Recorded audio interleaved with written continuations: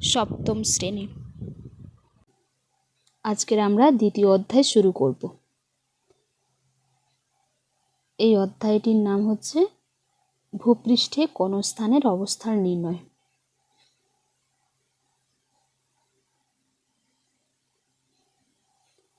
ভূপৃষ্ঠে কোন স্থানের অবস্থান নির্ণয় কেন করব, তার প্রয়োজনীয়তা কি? আমাদের এই পৃথিবী জুড়ে রয়েছে বিভিন্ন নামের বিচিত্র সাগর, মহাসাগর, পাহাড়, পর্বত, মরুভূমি, অরণ্য, দেশ, শহর, নগর ও গ্রাম। কিন্তু কি করে আমরা জানব যে জায়গায় আমরা দাঁড়িয়ে আছি সেটি এই বিরাট পৃথিবীর ঠিক কোন জায়গায় অবস্থিত? সমতল ভূমিতে দাঁড়িয়ে দিনের বেলা কোনো জায়গার অবস্থান বা দিক নির্ণয় করা কিছুটা সহজ হলেও মাঝ সমুদ্রে, আকাশে বা অচেনা স্থানে দাঁড়িয়ে নিজের অবস্থান বলা অত সহজ নয়। পৃথিবীতে সাগর, মহাসাগর, মহাদেশ, দেশ, গ্রাম, শহর, হ্রদ, নদী প্রভৃতি ভূপৃষ্ঠের ঠিক কোথায় অবস্থিত তা অবস্থান নির্ণয়ের মাধ্যমে কিন্তু জানা যায়। পৃথিবীর বিভিন্ন স্থানের ভৌগোলিক, জলবায়ুগত এবং সাংস্কৃতিক পার্থক্য জানার জন্য এই অবস্থান নির্ণয় কিন্তু অবশ্যই প্রয়োজন। পৃথিবী যে প্রায় গোলাকার তা আমরা কিন্তু সকলেই জানি। তোমাদের ধরো এই খেলার বল, মার্বেল বা গ্লোব, এইগুলোকে পৃথিবীর ক্ষুদ্র রূপ বলে ধরা যেতে পারে। এই রকমই এই বল, মার্বেল, গ্লোব এদের কোনো জিনিসের ওপর কোনো একটা বিন্দু যদি নাও, তাহলে ওই বিন্দুটা বল বা মার্বেলটার ঠিক কোথায় অবস্থিত তা কিন্তু তুমি বলে দিতে পারো কি? অথবা পাড়ার যে কোনো বাড়ি ঠিক কোথায় কেউ জিজ্ঞেস করলে সহজেই বলে দেওয়া যায়, কিন্তু সেই জায়গাটি পৃথিবীর ওপর ঠিক কোথায় তুমি কিভাবে বোঝাবে এটা? যেমন এই সাদা মার্বেলের ওপর কোনো বিন্দু, যে বিন্দুটাকে দেখানো হয়েছে তার অবস্থান কোথায়? কেউ বলবে মার্বেলটার পূর্ব দিকে, কেউ বা বলবে মার্বেলটার উত্তর দিকে। কিন্তু ওই মার্বেলটাকে যদি আমি ঘুরিয়ে দিই, তাহলে বিন্দুর জায়গাটা নিচের দিকে বা অন্য কোনো দিকে করে দিলেই বিন্দুর অবস্থান পাল্টে যাবে, তাই তো? তাহলে পৃথিবী পৃষ্ঠে কোন স্থানের ঠিক অবস্থান আমরা কিভাবে নির্ণয় করব? আমাদের এই যে গ্রাম, শহর, পাহাড়, পর্বত, সাগর, মহাসাগর, মরুভূমি, অরণ্য, দেশ, শহর, নগর এই সব কিছু এই ভূপৃষ্ঠের কোন স্থানে রয়েছে তার অবস্থানটা আমরা ঠিক কিভাবে নির্ণয় করব? তার তো সঠিক অবস্থান নির্ণয় করা প্রয়োজন। এই বিরাট পৃথিবীতে কোনো জায়গার সঠিক অবস্থান জানার জন্য পৃথিবীর ওপর কতগুলো নির্দিষ্ট বিন্দু এবং রেখা কল্পনা করা হয়েছে। পৃথিবী পৃষ্ঠের ওপর দুটি গুরুত্বপূর্ণ কল্পিত রেখা হচ্ছে নিরক্ষরেখা বা বিষুব রেখা বা 0 ডিগ্রি অক্ষরেখা, দ্বিতীয়ত মূল মধ্যরেখা বা 0 ডিগ্রি দ্রাঘিমা রেখা। এই দুটো রেখা হচ্ছে যে পৃথিবী পৃষ্ঠের ওপর দুটো গুরুত্বপূর্ণ কল্পিত রেখা, রেখা কল্পনা করা হয়েছে। নিরক্ষরেখা পৃথিবীর ঠিক মাঝখান দিয়ে পূর্ব পশ্চিমে বিস্তৃত। যে গ্লোবটা ছবি দেওয়া আছে ওই গ্লোবটাতে দেখবে তোমরা, এমনি আমাদের স্কুলে গ্লোব দেখেইছো, সেই গ্লোবটা এখন যদি মনে করতে পারো তাহলে খুব ভালো ব্যাপার, আর যদি নাও মনে থাকে তাহলে তোমরা তরমুজ দেখেছো সেই তরমুজ একটা প্রায় গোলাকার পৃথিবীর একটা ক্ষুদ্র প্রতিরূপ। সেই তরমুজকে যদি আমি মাঝ বরাবর কেটে দিই, এর কিন্তু দুটো গোলার্ধ পাওয়া যায়, একটা উত্তর গোলার্ধ, একটা দক্ষিণ গোলার্ধ। ওই তরমুজ বা কোনো গ্লোব বা হচ্ছে খেলার বল যাই হোক না কেন, এই গোলাকার বস্তুটি নিরক্ষরেখা, মানে আমি এটাকে পৃথিবীর ক্ষুদ্র রূপ হিসেবে ধরে নিচ্ছি। নিরক্ষরেখা পৃথিবীর ঠিক মাঝখান দিয়ে পূর্ব পশ্চিম দিকে বিস্তৃত। এই নিরক্ষরেখা পৃথিবীকে সমান দুটি অংশে ভাগ করে দিয়েছে।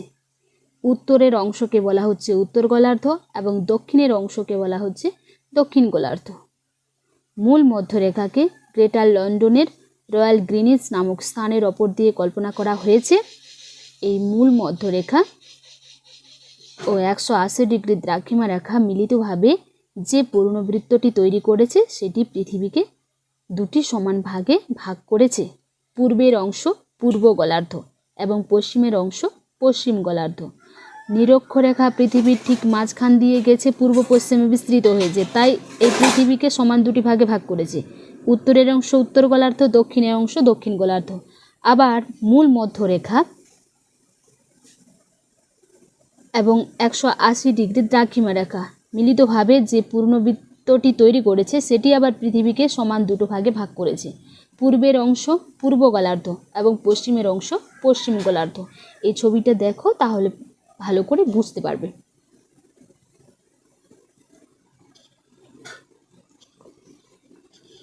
আবার লক্ষ্য করলে দেখতে পাবে যে গ্লোবটির ঠিক মাঝখান দিয়ে গিয়ে একটা রোড বা দণ্ড গ্লোবটির অপর নিচ ফুঁড়ে বেরিয়েছে। যে গ্লোবটা তোমাদেরকে দেখানো হয়েছিল স্কুলে, সেই গ্লোবটিতে মনে করে দেখো যে এর মাঝখান দিয়ে একটা রোড বা দণ্ড গ্লোবটির অপর নিচ ফুঁড়ে বেরিয়ে গেছে। পৃথিবীর মাঝখান দিয়েও এই রকম একটা রেখা কিন্তু কল্পনা করা হয়েছে। পৃথিবীর কেন্দ্র দিয়ে চলে যাওয়া এই রেখাটি হচ্ছে পৃথিবীর অক্ষ। যে মাঝ বরাবর যে রেখাটা কল্পনা করা হয়েছে পৃথিবীর মাঝ বরাবর, সেই রেখাটি হচ্ছে পৃথিবীর অক্ষ। পৃথিবীর অক্ষের উত্তর প্রান্তটি হচ্ছে উত্তর মেরুবিন্দু আর দক্ষিণ প্রান্তটা হচ্ছে দক্ষিণ মেরুবিন্দু। এই দুই মেরুবিন্দু থেকে ঠিক মাঝ বরাবর একটি বৃত্তরেখা আঁকা আছে। পৃথিবীর এই দুই মেরু থেকে সমান দূরে পূর্ব পশ্চিমে বিস্তৃত ওই কাল্পনিক রেখাটিকে বলা হচ্ছে নিরক্ষরেখা বা বিষুবরেখা। তাহলে নিরক্ষরেখা বা বিষুবরেখা কাকে বলবো? পৃথিবীর দুই মেরু থেকে, মানে উত্তর মেরু এবং দক্ষিণ মেরু থেকে সমান দূরে পূর্ব থেকে পশ্চিমে বিস্তৃত কাল্পনিক রেখাটিকে বলা হচ্ছে নিরক্ষরেখা বা বিষুবরেখা। এই নিরক্ষরেখা পৃথিবীকে সমান দুটো ভাগে ভাগ করেছে। নিরক্ষরেখার উত্তর অংশটি হচ্ছে উত্তর গোলার্ধ আর নিরক্ষরেখার দক্ষিণ অংশটা হচ্ছে দক্ষিণ গোলার্ধ। নিরক্ষরেখা যে তল বরাবর রয়েছে তা হচ্ছে নিরক্ষীয় তল। এই তল মানে নিরক্ষীয় তল পৃথিবীর অক্ষের সঙ্গে 90 ডিগ্রি কোণ করে রয়েছে। তোমরা যদি এই বিষয়টিকে আরও পরিষ্কার করে জানতে চাও তাহলে একটা তরমুজ নেবে এবং তরমুজটিকে মাঝ বরাবর কেটে ফেলবে।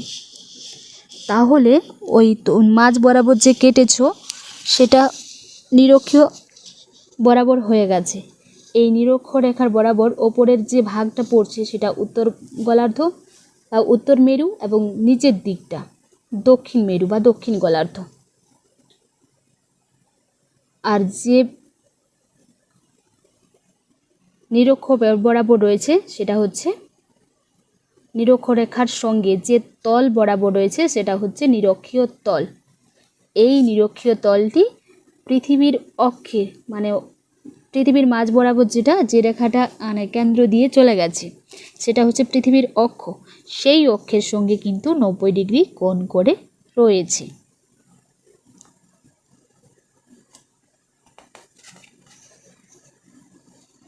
এরপর আমরা আসব যে একটা গ্লোব বা মানচিত্র খেয়াল করলেই দেখা যাবে পৃথিবীর ওপর কতগুলো আড়াআড়ি এবং লম্বালম্বি দাগ কাটা আছে। ওই কালো দাগগুলো কি? তোমরা যে গ্লোবটা দেখেছো সেই গ্লোবটিতে একটু যদি ভালো করে মনে করে দেখো যে ওই গ্লোবটার ওপর কতগুলো আড়াআড়ি এবং লম্বালম্বি দাগ কাটা রয়েছে, তাহলে সেই দাগগুলো কি? এই দাগগুলোই হচ্ছে কিন্তু অক্ষরেখা এবং দ্রাঘিমা রেখা। তাহলে অক্ষরেখা এবং দ্রাঘিমা রেখা বলতে কি বুঝি? তাহলে অক্ষরেখা বলতে কি বলবো? নিরক্ষরেখার সমান্তরালে পূর্ব পশ্চিমে বিস্তৃত কল্পিত রেখাগুলোই হচ্ছে অক্ষরেখা।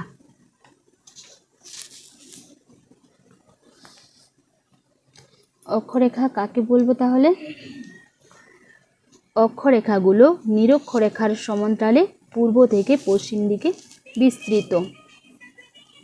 আর দ্রাঘিমা রেখা হচ্ছে পৃথিবীর উত্তর মেরু থেকে দক্ষিণ মেরু পর্যন্ত উত্তর দক্ষিণে বিস্তৃত কল্পিত রেখাগুলো হচ্ছে দ্রাঘিমা রেখা। দ্রাঘিমা রেখাগুলো উত্তর মেরু থেকে দক্ষিণ মেরু পর্যন্ত বিস্তৃত। এই উত্তর দক্ষিণে বিস্তৃত কল্পিত রেখাগুলো দ্রাঘিমা রেখা, আর অক্ষরেখাগুলো পূর্ব থেকে পশ্চিম দিকে বিস্তৃত। এই যে অক্ষরেখা এবং দ্রাঘিমা রেখার পৃথিবীর ওপর জালের মতো করে বিস্তার করে আছে, মানে এক একটা খপ খপ দেখতে পাবে যে অক্ষরেখাগুলো পূর্ব পশ্চিমে এবং দ্রাঘিমা রেখাগুলো উত্তর থেকে দক্ষিণে যাচ্ছে, তার মাঝে মাঝে খপ খপ করে রয়েছে। সেগুলো পৃথিবীর ওপর যে জালের মতো বিস্তার করে আছে এই দ্রাঘিমা রেখা এবং অক্ষরেখা। এরপরে আমরা জানব যে অক্ষরেখার পরিচয় বা অক্ষরেখার বৈশিষ্ট্য।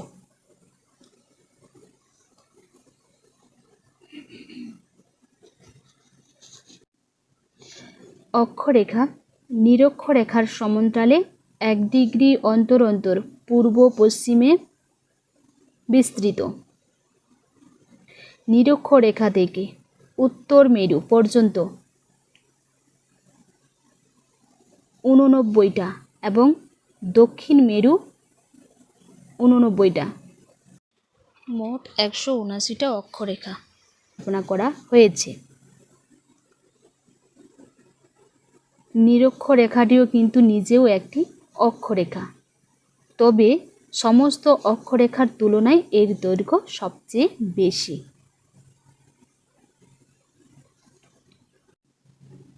এবং বাকি অক্ষরেখাগুলি 2 মেরুর দিকে দৈর্ঘ্যে ক্রমশ ছোট হতে থাকে, মানে নিরক্ষরেখা থেকে উত্তর মেরুর দিকে বা নিরক্ষরেখা থেকে দক্ষিণ মেরুর দিকে তাদের দৈর্ঘ্য ক্রমশ ছোট হতে থাকে। নিরক্ষরেখা সহ সব অক্ষরেখাই পূর্ণবৃত্ত। নিরক্ষরেখার মান হচ্ছে 0 ডিগ্রি, উত্তর মেরুবিন্দুর মান হচ্ছে 90 ডিগ্রি উত্তর এবং দক্ষিণ মেরুবিন্দুর মান হচ্ছে 90 ডিগ্রি দক্ষিণ। মনে রাখবে এই অক্ষরেখাগুলো নিরক্ষরেখার সমান্তরালে 1 ডিগ্রি অন্তর অন্তর পূর্ব পশ্চিম দিকে বিস্তৃত।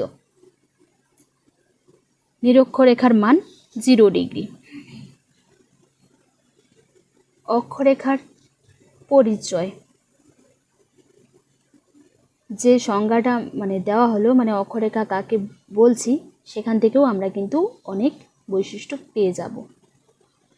যেমন হচ্ছে যে 1 নম্বর, অক্ষরেখাগুলো পূর্ব পশ্চিমে বিস্তৃত বা প্রসারিত হলো। 2 নম্বর হচ্ছে অক্ষরেখাগুলো পরস্পরের সমান্তরাল। 3 নম্বর হচ্ছে অক্ষরেখা পূর্ণবৃত্ত।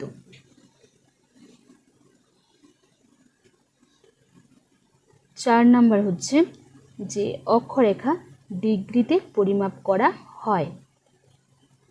5 নম্বর হচ্ছে অক্ষরেখার পরিধি ক্রমশ মেরুর দিকে কমতে থাকে। অক্ষরেখার মান মেরুর দিকে বাড়তে থাকে।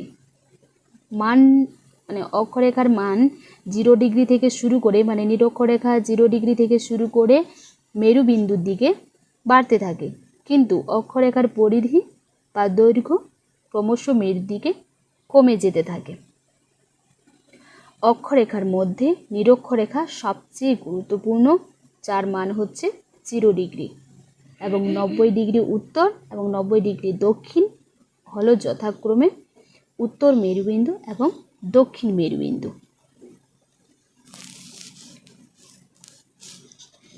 একই অক্ষরেখায় অবস্থিত পৃথিবীর সমস্ত স্থানের অক্ষাংশ সমান হয়। একই অক্ষরেখায় অবস্থিত বিভিন্ন অঞ্চলের স্থানীয় সময় কিন্তু আলাদা হয়। অক্ষরেখাগুলো পূর্ব পশ্চিমে পৃথিবীকে বেষ্টন করে আছে, তাই একই অক্ষরেখার সর্বত্র একই সময় সূর্যোদয়, মধ্যাহ্ন বা সূর্যাস্ত হয় না। সূর্য উদয় হওয়া, দুপুর হওয়া বা সূর্যাস্ত হওয়া কিন্তু সর্বত্র একই সময়ে হয় না, আগে পরে হয়। একই অক্ষরেখায় অবস্থিত বিভিন্ন স্থানের দিন রাত্রির দৈর্ঘ্য এবং জলবায়ু প্রায় একই রকম হয়। আবার বিভিন্ন অক্ষরেখায় বিভিন্ন ধরনের জলবায়ু দেখা যায়।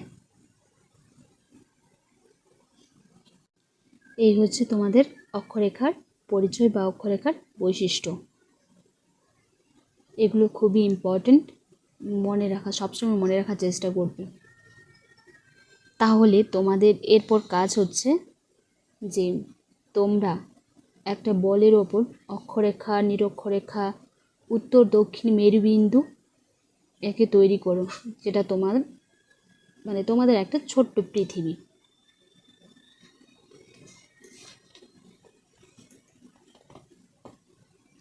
এগুলো কিন্তু নিজেদেরকে করে নিতে হবে।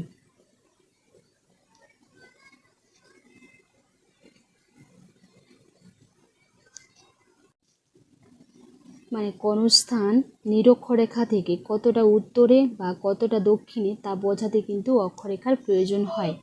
যেমন আমরা জানি যে কলকাতা অবস্থান করছে 22 ডিগ্রি 34 মিনিটে উত্তর অক্ষরেখার ওপর, তাহলে আমরা বলতেই পারি পৃথিবীতে কলকাতার অবস্থান হচ্ছে 22 ডিগ্রি 34 মিনিট উত্তর। এখানে প্রতি ডিগ্রি অক্ষরেখাকে 60 মিনিটে এবং প্রতি মিনিট অক্ষরেখাকে 60 সেকেন্ডে ভাগ করা হয়েছে।